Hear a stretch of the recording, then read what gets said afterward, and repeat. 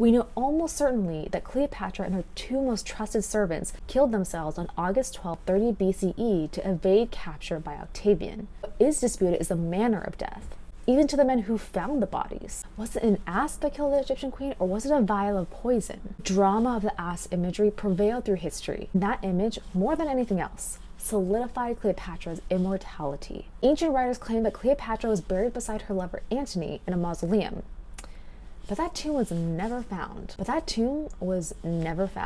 This remains one of the biggest archaeological mysteries in the world. Where is Cleopatra buried? For more than 15 years now, a team led by Kathleen Martinez has been excavating a site called Taposiris Magna. Artifacts found at the site that date back to Cleopatra's time, including a cluster of coins that were minted during her reign. However, scholars like Zahi Hawass, former Egyptian minister of the State for Antiquities, stated back in 2019 that, quote, "There is no evidence at all that Cleopatra's tomb could be in Taposiris Magna. I believe now that her tomb was buried next to the palace and is now underwater. Her tomb will never be found." Hawass worked with Martinez for more than 10 years at the site and found no evidence that Cleopatra or Antony was buried there. Nearly a dozen scholars share Hawass's sentiment that Cleopatra was most likely buried somewhere near the Palace of Alexandria. In the last 2 millennia, due to coastal erosion and many earthquakes, parts of Alexandria, including Cleopatra's palace, is now underwater. Robert Gerval, professor of classics at UCLA, says, "It would be remarkable if it survived the millennia of culture change and natural ruin, even if untouched by human hands.